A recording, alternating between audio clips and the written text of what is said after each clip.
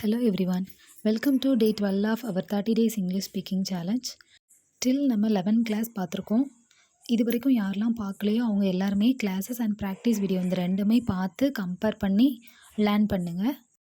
எல்லா கிளாஸுமே உங்களுக்கு ரொம்பவே யூஸ்ஃபுல்லாக இருக்கும். டே 12 என்ன லேர்ன் பண்ண போகிறோம் அப்படின்னா பொலைட் கம்யூனிகேஷன். பொலைட் கம்யூனிகேஷன் ரொம்பவே இம்பார்ட்டன்ட். பொலைட் இங்கிலீஷ் உங்களுக்கு ஒரு கான்ஃபிடென்ட், ஒரு ரெஸ்பெக்ட் அண்ட் ப்ரொஃபஷனல் லுக்கை கொடுக்கும். ஸ்டில் நம்ம கிராமர், டென்சஸ் இதெல்லாம் லேர்ன் பண்ணிகிட்ருக்கோம். ஸோ டுடே கம்யூனிகேஷன் ட்ரை பண்ணலாம். First one, what is polite communication? Polite communication அப்படின்னா ஒருத்தங்களை அப்ரோச் பண்ணுற விதம், அது நம்ம ரெஸ்பெக்ட்ஃபுல்லாகவும் பொலைட்டாக சாஃப்ட் வேலையும் அது இருக்கணும். சிம்பிளாக தமிழில் சொல்லணும் அப்படின்னா மரியாதையோட ஒருத்தங்கக்கிட்ட நம்ம அப்ரோச் பண்ண போகிறோம், அதுதான். இப்போது டைரெக்டாக அப்ரோச் பண்ணுறதுக்கும் பொலைட்டாக அப்ரோச் பண்ணுறதுக்குள்ள டிஃப்ரென்ஸ் பார்க்கலாம்.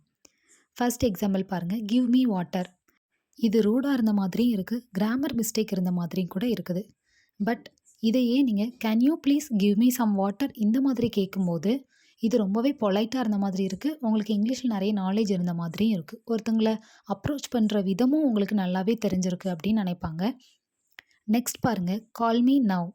இப்போ எனக்கு கால் பண்ணேன், இது வந்துட்டு ஒரு சீனியர் நம்மக்கிட்ட சொல்லலாம். பட் நம்ம ஒரு சீனியர் கிட்ட சொல்லணும் அப்படின்னா good you please call me அந்த மாதிரி நம்ம கேட்கலாம். அதாவது டைரெக்டாக நம்ம ஒரு சென்டென்ஸை சொல்லும்போது அது ரூடாக தெரியும், அதே பொலைட்டாக நம்ம கேட்கும்போது அது வந்து ஸ்வீட்டாகவும் இருக்கும், அப்ரோச் பண்ணுற விதமும் நீட் அண்ட் பெஸ்ட்டாக இருக்கும். இதில் கேன், குட் இந்த மாதிரி ரெண்டு இது யூஸ் பண்ணியிருக்காங்க. இதுக்கு என்ன மீனிங் அப்படிங்கிறது எல்லாமே நான் இப்போ சொல்லித்தரேன். ஃபர்ஸ்ட் அதுக்கு முன்னாடி நம்ம மேஜிக் வேர்ட் அப்படிங்கிறத நம்ம லேர்ன் பண்ணிக்கலாம். டுடே நம்ம 4 மேஜிக் வேர்ட் லேர்ன் பண்ண போகிறோம். First one, please. நம்ம ரெக்வஸ்ட் பண்ணி கேட்குறது, தயவு செஞ்சு அந்த மாதிரி. Second magic word, thank you. இது கிராட்டிடியூட், நன்றி சொல்கிறது. Third magic word, sorry.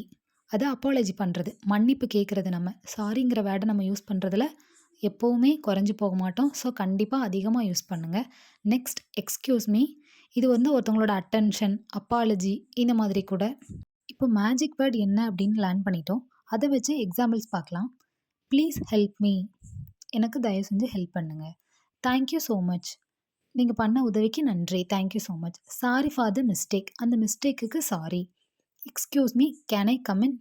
அவங்கள ஒரு பொலைட் வேல நம்ம அப்ரோச் பண்ணி நம்ம வந்து உள்ளே வரலாமா அப்படிங்கிற நம்ம கொஸ்டின்ஸ் கேட்குறோம். இந்த வேர்ட்லாம் யூஸ் பண்ணால் நம்மளோட சென்டென்ஸ் வந்து ரொம்பவே பொலைட்டாக இருக்கும். பொலைட் ரெக்வெஸ்ட்டை இன்னும் டீட்டெயிலாக பார்க்கலாம். நம்ம வந்து கேன், குட் இந்த ரெண்டுமே யூஸ் பண்ணுறோம். இந்த ரெண்டுமே எதுக்காண்டி அப்படிங்கிறது நமக்கு ஃபஸ்ட்டு மீனிங் தெரியணும். நெக்ஸ்ட் தான் நம்ம அதை யூஸ் பண்ண முடியும்.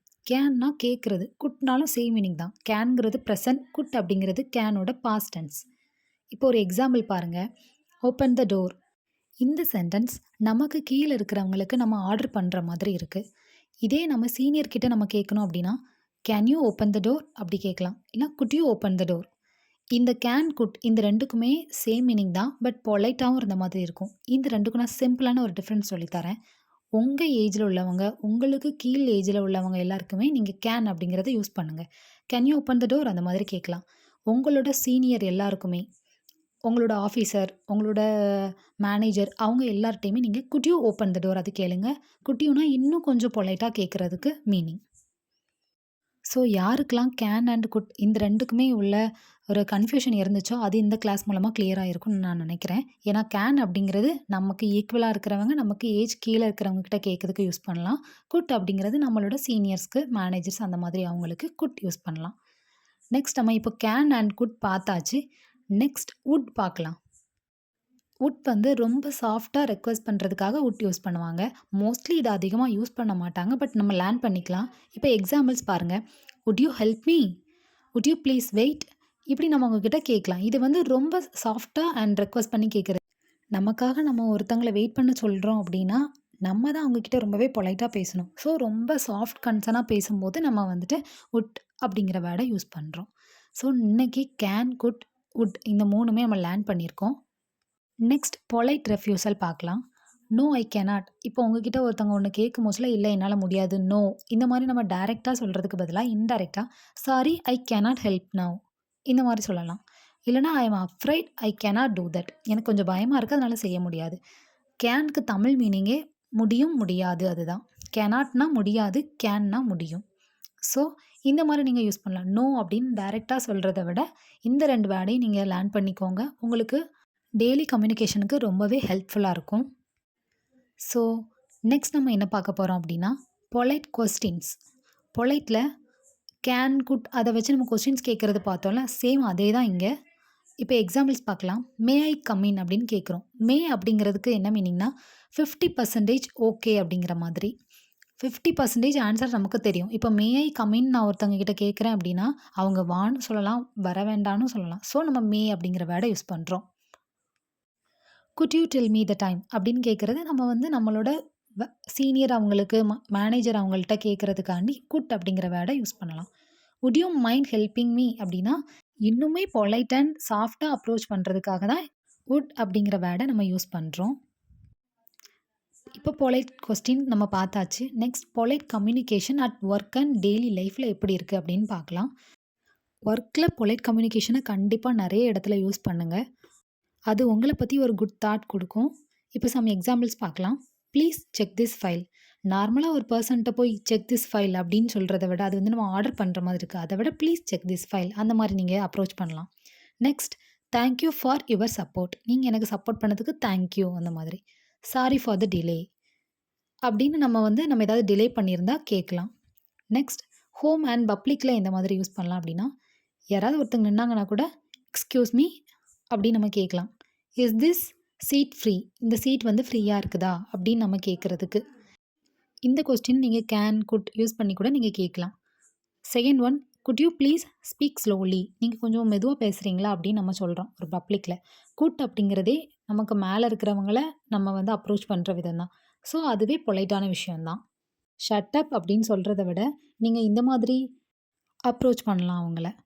ஸோ டுடே கிளாஸில் நம்ம பொலைட் கம்யூனிகேஷன்னா என்ன, கேன், குட், உட் இந்த 3மே எப்படி யூஸ் பண்ணணும், மே கூட எப்படி அப்படிங்கிறத நம்ம லேர்ன் பண்ணியிருக்கோம். இதிலேயே கொஸ்டின்ஸ் எப்படி கேட்கலாம், magic words, polite request and polite refusal இது எல்லாமே இன்றைக்கி நம்ம லேர்ன் பண்ணியிருந்தோம்.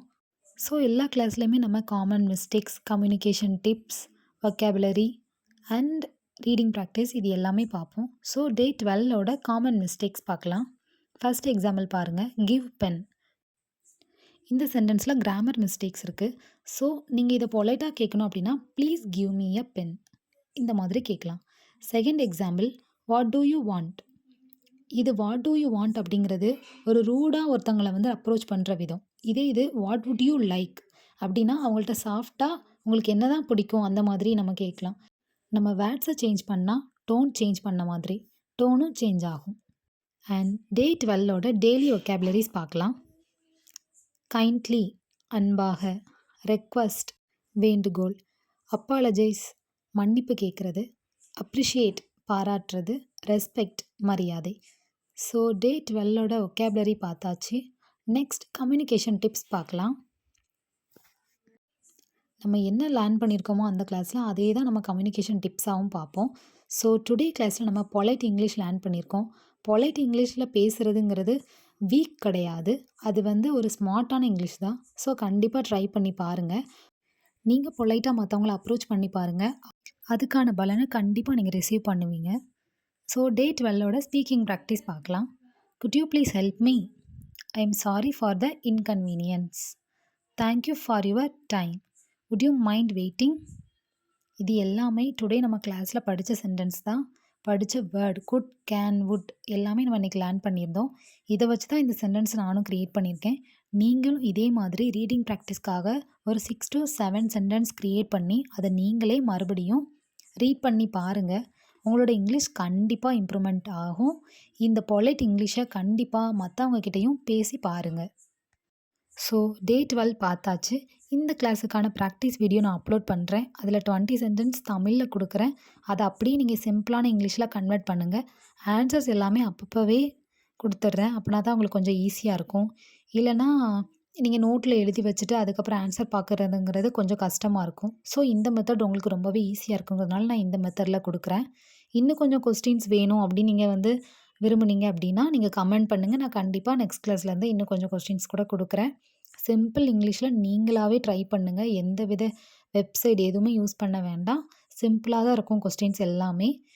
ஸோ இன்னைக்கு கிளாஸ்ல லேர்ன் பண்ணத உங்களோட டெய்லி லைஃப்ல அப்படியே அப்ளை பண்ணுங்க. அப்படின்னா தான் உங்களோட இங்கிலீஷ் கண்டிப்பா இம்ப்ரூவ்மெண்ட் ஆகும். இதுக்கு நான் கேரண்டி. பிராக்டிஸ் வீடியோ கண்டிப்பா பாருங்க. Thank you. Have a great day.